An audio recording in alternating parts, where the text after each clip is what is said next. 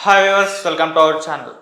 ఆలీ గారికి జగన్మోహన్ రెడ్డి గారు ఒక బంఫర్ ఆఫర్ ఇచ్చినట్టు తెలుస్తుంది. అది ఎంపీ టికెట్ నెల్లూరు నుండి ఆయన కన్ఫర్మ్ అయినట్టు కొన్ని వార్తలు అయితే రావడం చూస్తున్నాం. మరి నిజంగా ఆలీ గారికి నెల్లూరు నుంచి ఎంపీ టికెట్ ఇవ్వబోతున్నారా లేదా, ఇస్తే ఎలా ఉంటుంది? సో ఈ అంశం మీద డిస్కస్ చేయడానికి ప్రజెంట్ మనతో పాటు సీనియర్ జర్నలిస్ట్ జయదేవ్ గారు ఉన్నారు. వారితో ఒకసారి డిస్కస్ చేద్దాం.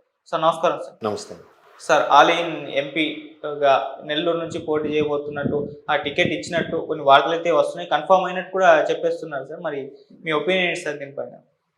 వైసీపీ అభిప్రాయాలు అలాగే డిఫరెంట్గా కనిపిస్తున్నాయి. అంటే వైసీపీ అధిష్టానం నిర్ణయాలు, అధినేత జగన్మోహన్ రెడ్డి గారి నిర్ణయాలు.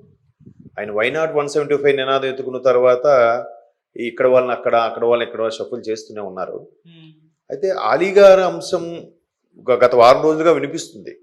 ఎట్లా అంటే ఆలీ గారు ప్రాపర్ వాస్తవానికి రాజమండ్రిలో పుట్టి పెరిగారు కాబట్టి రాజమండ్రి అనుకునే సందర్భం ఉంది. మరోవైపు టీడీపీ, జనసేన, బీజేపీ అలయన్స్లో భాగంగా ఆ రాజమండ్రి ఏదైతే ఉందో నియోజకవర్గం, అది బీజేపీకే కేటాయించే అవకాశం కనిపిస్తోంది. బీజేపీకి కేటాయిస్తే కనుక బీజేపీ రాష్ట్ర అధ్యక్షురాలు పురంధరేశ్వరి గారే అక్కడి నుంచి పోటీ చేస్తారని కూడా వార్తలు వచ్చాయి. అయితే 3 పార్టీల కూటమి కూడా బలంగా ఉంటుంది, ఇంకా ఆవిడకి తిరుగుండదు అనుకున్న నేపథ్యంలో లోకల్ స్థానికంగా లేదంటే ఎక్కడి నుంచైనా పోటీ చేయగల ఉండేవాళ్ళు కొద్దిమంది ఉంటారు. ముఖ్యమంత్రి జగన్మోహన్ రెడ్డి గారు కానీ, లేదా బాగా ఇన్ఫ్లుయెన్స్ ఉన్న మంత్రులు కానీ, అటువంటి కొద్దిమందే ఎక్కడి నుంచైనా పోటీ చేయగల అవకాశం ఉంటుంది. అందులో ఆలీ గారు ఒకరని వైసీపీ వాళ్ళు నమ్ముతున్నారు. సో కాబట్టి స్థానికంగా రాజమండ్రి అని అనుకున్నారు. కానీ మీరు చెప్తున్న వార్తల ప్రకారం ఆయన అందరికీ తెలిసిన వ్యక్తి. ఎందుకంటే అంతకుముందు కూడా నంద్యాల సీట్ సంబంధించి కూడా ఇలాగే ఆలీ గారి పేరు ప్రస్తావనలోకి వచ్చింది. ఒకసారి కడప దర్గాకి కూడా ఆయన దర్శనానికి వెళ్ళినప్పుడు కూడా అప్పుడు కడపకు సంబంధించి కూడా ఒకసారి వార్త వచ్చింది. సో ఇప్పుడు లేటెస్ట్గా నెల్లూరు అని వినిపిస్తోంది.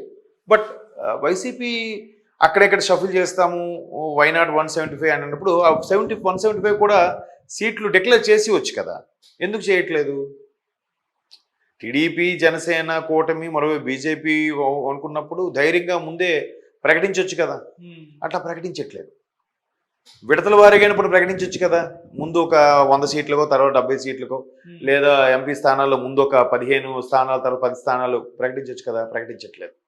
సో ఇప్పుడు నెల్లూరులో ఆలీ గారి అంశం తెర మీదకి వస్తుంది. మరోవైపు సొంత వైసీపీలో సొంత పార్టీలో వేమిరెడ్డి గారి పేరు కూడా బాగా వినిపించింది. ఆయన్ని అలిగి టీడీపీలోకి వెళ్ళిపోతున్నారన్న వార్తలు కూడా వినిపిస్తున్నాయి. గతంలో కూడా టీడీపీలోకి వెళ్ళారు. 2014లో పార్టీ అధికారంలోకి రాలేదు వైసీపీ. అప్పుడే వేమిరెడ్డి గారు చంద్రబాబు గారితో మంత్రాలు జరిపితే ఆయన ముందు పార్టీలోకి రండి, పని చేయండి, అప్పుడు చూద్దామన్నారట. సో ఈయనకి ఇమీడియట్గా కావాలి కాబట్టి ఏదో ఒకటి చేయాలనే ఉద్దేశంతో మొత్తానికి రాజ్యసభ ఎంపీగా వెళ్ళారు. బట్ ఇప్పుడు లోక్సభ అభ్యర్థిగా కూడా అడుగుతున్నారు నెల్లూరు. సో అటువంటి వ్యక్తికి తప్పించి ఆలీ గారికి ఇవ్వడంలో మాత్రం మరి వైసీపీ ఉద్దేశం ఏంటో దీంట్లో రకరకాల కారణాలు కూడా కనిపిస్తున్నాయి. ఒకటి, వేమిరెడ్డి గారు వైసీపీ కోసం చాలా ఖర్చు పెట్టారు, చాలా కష్టపడ్డారు. అక్కడ పార్టీలో అభ్యర్థులకు కూడా తన వంతుగా నిలబెట్టి వాళ్ళకి అవసరమైన అన్ని రకాల సపోర్ట్లు ఇచ్చారు, పార్టీకి అవసరమైన సపోర్ట్ కూడా ఇచ్చారు. అట్లా ఇచ్చిన వ్యక్తికి కూడా ఎక్కడ సరైన గౌరవ స్థానం కల్పించబడలేదు అనేది, చిన్న నిర్లిప్తితో ఉన్నారు అనేది ఒక వార్త. అది ఇప్పుడు అదే వేమిరెడ్డి గారు మరలా ఇప్పుడు టీడీపీలోకి మరలా వెళ్ళబోతున్నారు అని కూడా తెలుస్తుంది. మరి టీడీపీలోకి వెళ్తే సీట్ దొక్కుతుందా, సీట్ ఇస్తారా ఎవరనేది కూడా క్వశ్చన్ మార్కే. ఇప్పటికే టీడీపీ, జనసేన అలయన్స్లో భాగంగా సమన్వయ కమిటీలు వేసి ఏ నియోజకవర్గం నుంచి అయితే ఈ అభ్యర్థి గెలిస్తే బాగుంటుంది అనుకుని ఇంకా ఒక కొలిక్కి రాని నేపథ్యంలో టీడీపీ, జనసేన అలయన్స్తో పాటు బీజేపీ కూడా కలవబోతుందని మరొక వార్త. ఆల్మోస్ట్ ఆల్ 80 to 90% ఓకే అయిపోయిందని కూడా చెప్తున్నారు. ఈ 22 మంగళవారం, బుధవారాల్లోనే ప్రధాని గారు నుంచి మళ్ళీ ఫోన్ రావచ్చు, చంద్రబాబు గారు వెళ్ళొచ్చు అని కూడా వార్తలు వస్తున్నాయి. అది కాకపోతే ఈ మంత్ ఎండింగ్కి ప్రధాని గారే ఆంధ్ర వచ్చే అవకాశాలు ఉన్నాయి, వైజాగ్ వస్తున్నారు అన్నట్టు కూడా వార్తలు కొన్ని వినిస్తున్నాయి. సో అలాగైతే బీజేపీ కూడా ఈ జనసేన, టీడీపీ కూటమిలో యాడ్ అవుతుంది. అలా యాడ్ అయినప్పుడు ఇంకాస్త టఫ్ అవుతుంది కదా. ఈ బీజేపీ కూడా కొన్ని సీట్లు కేటాయించాలి బేస్డ్ ఆన్ వాళ్ళ పర్సంటేజ్ ప్రకారం, వాళ్ళకి ఓటింగ్ పర్సంటేజ్ ఎంత ఉంది ఏంటని. లేదంటే సెంట్రల్లో ఒక పవర్ ఉండాలి, సెంట్రల్లో ఒక ఇది ఉండాలి. కాబట్టి రేపు పొద్దున ఎన్డీఏ గవర్నమెంట్ మరలా వస్తే ఎన్డీఏ కూటమిలో వీళ్ళు కూడా భాగస్వామ్యం అయితే వీళ్ళకి కూడా రేపు కేంద్ర మంత్రి పదవులు వచ్చే ఛాన్సెస్ ఉన్నాయి. అలాంటి సందర్భంలో వాళ్ళకి కొన్ని ప్రముఖ స్థానాలు బీజేపీ డిమాండ్ చేయొచ్చు, వాళ్ళకి ఇస్తారు. ఇచ్చినప్పుడు నెల్లూరు ఎవరి కోటాలో ఉంటుందో కూడా తెలియట్లేదు కదా. సో అదొక టెన్షన్ ఉంది. కాబట్టి వేమిరెడ్డి గారు అడుగు టికెట్కి అలీ గారికి ఇచ్చారా, కన్ఫర్మ్ అయిందా అనేది ఇంకా పూర్తి స్థాయిలో ఎక్కడ డిక్లేర్ చేయబడలేదు వైసీపీ ప్రభుత్వం నుంచి, అదే వైసీపీ పార్టీ నుంచి. బట్ మీరు అంటున్న దాని ప్రకారం చూస్తే అలీ గారు కొద్దిగా సినిమా ఇండస్ట్రీకి చెందిన వ్యక్తి, పైగా ఎవరితోనూ కూడా ఇబ్బందులు లేవు. ఈవెన్ పవన్ కళ్యాణ్ గారితో కూడా మంచి ఫ్రెండ్షిప్ ఉంది. పార్టీల పరంగా అభిప్రాయ భేదాలు వచ్చాయి, ఈయన ఒక పార్టీ ఆయన ఒక పార్టీ అనుకుని. కానీ మిగతా అన్ని రకాలుగా కూడా ఎక్కడ అలీ గారికి ఎవరితో కూడా పెద్దగా ఇష్యూస్ ఉండవు ఇండస్ట్రీలు కూడా మీరు గమనిస్తే. సో అట్లాంటి వ్యక్తి కాబట్టి ఎక్కడి నుంచైనా పోటీ చేయించే ఇలాగా వైసీపీ ఆలోచిస్తే కనుక ఆయన కూడా సిద్ధమే. ఆయన చెప్పారు కదా, పార్టీ అధిష్టానం డిసైడ్ చేసుకుంటే, నిర్ణయం తీసుకుంటే నేను ఎక్కడి నుంచైనా పోటీ చేయడానికి సిద్ధమే అన్నట్టు కూడా చెప్పారు అలీ గారు. ఇప్పుడు ప్రతి ఒక్కరికి ఒక కోరిక ఉంటుంది. ఇప్పుడు వాళ్ళు బిజినెస్లు కానీ, యాక్టింగ్లో కానీ, లేదంటే మరొక వ్యవహారాల్లో ఉన్నా రాజకీయాల్లోకి రావాలి, సేవ చేయాలి, లేదంటే పార్లమెంట్కి వెళ్ళాలి, అధ్యక్ష అని అనాలి అని లాంటి కోరికలు కొన్ని ఉంటాయి. సర్వీస్ చేయాలని, మనం పుట్టి పెరిగిన ఊరికి ఏదో ఒకటి చేయాలి అని ఉంటాయి. సో అట్లాంటి బాబు ఉన్నప్పుడు వీనికి కూడా ప్రత్యక్ష రాజకీయాల్లో ఉన్నారు ఆల్రెడీ. సమ్ మైనార్టీ వింగ్కు, మైనార్టీ సెల్కు ఏదో మైనార్టీ పోస్ట్ ఏదో ఇచ్చినట్టు, నామినేట్ పోస్ట్ ఇచ్చినట్టున్నారు వైసీపీ తరఫున అలీ గారికి. కాబట్టి ఆయన పోటీ చేస్తారని వార్త వస్తుంది. బట్ నెల్లూరు టికెట్ మీద చాలా మంది ఆశిస్తున్నారు వైసీపీలో కూడా. ఇప్పుడు అనిల్ కుమార్ యాదవ్ గారు కూడా ఆశించారనే టాక్ వచ్చింది. బట్ జగన్మోహన్ రెడ్డి గారి నిర్ణయం మేరకు ఆయన నర్సరావుపేటకు తీసుకెళ్లారు. బట్ వేమిరెడ్డి గారు ఒకరు, ఆ తర్వాత ఇప్పుడు అలీ గారి పేరు వినిపిస్తుంది. చూద్దాం, అంటే వాళ్ళ నిర్ణయాలు ఎలా ఉంటున్నాయంటే షఫుల్ చేసి ఇక్కడ వాళ్ళు అక్కడ వాళ్ళు ఎక్కడ చేస్తే గెలుస్తారనే ఆలోచనలో ఉన్నట్టున్నారు. ఎందుకంటే మొన్న ఉండవల్లి అరుణ్ కుమార్ గారు కూడా ఒక స్టేట్మెంట్ ఇచ్చారు, కేసీఆర్ గారు ఇక్కడ అభ్యర్థులను మార్చకపోవడం వల్లే ఓడిపోయారు, బట్ జగన్మోహన్ రెడ్డి గారు అభ్యర్థులను మార్చినా ఓడిపోతారు అన్నట్టు ఒక స్టేట్మెంట్ ఇచ్చారు.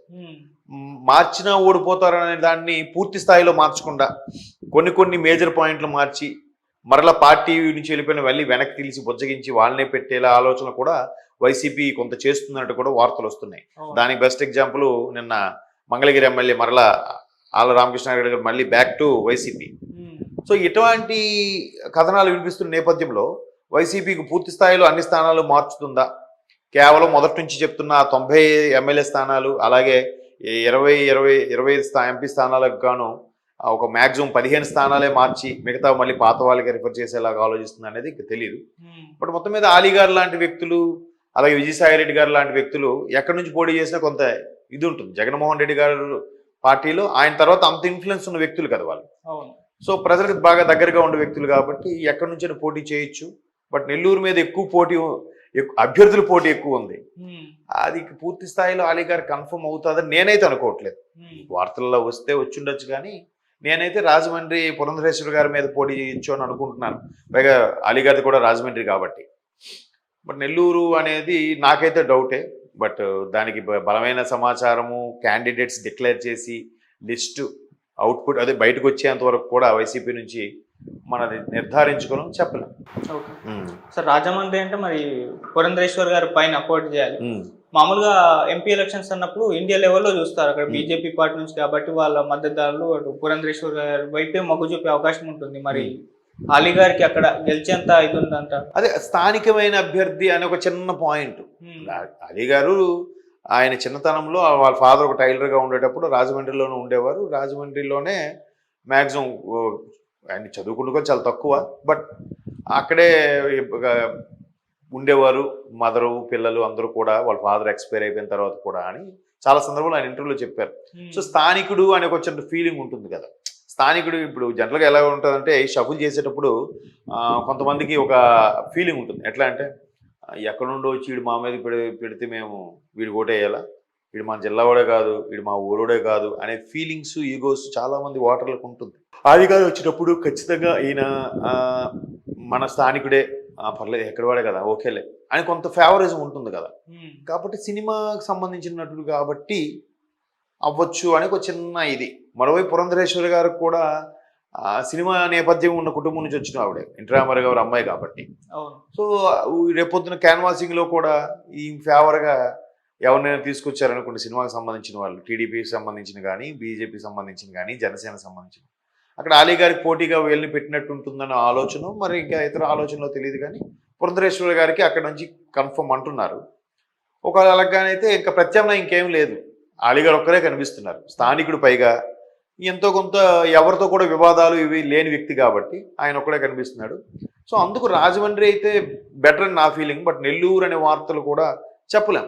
వైసీపీ అధిష్టానం ఎటువంటి నిర్ణయం తీసుకుంటే దానికే కట్టుబడి ఉంటా అన్నారు కాబట్టి ఒక నెల్లూరు అయితే నెల్లూరు, నంద్యాల అయితే నంద్యాల, రాజమండ్రి అయితే రాజమండ్రి ఇచ్చి అలీ గారు పోటీ చేయొచ్చు. ఎక్కడి నుంచి పోటీ చేసినా ప్రభుత్వ వ్యతిరేకత కొంత ఉంది కాబట్టి ఎట్లా ఉంటుంది అనేది చెప్పలేం.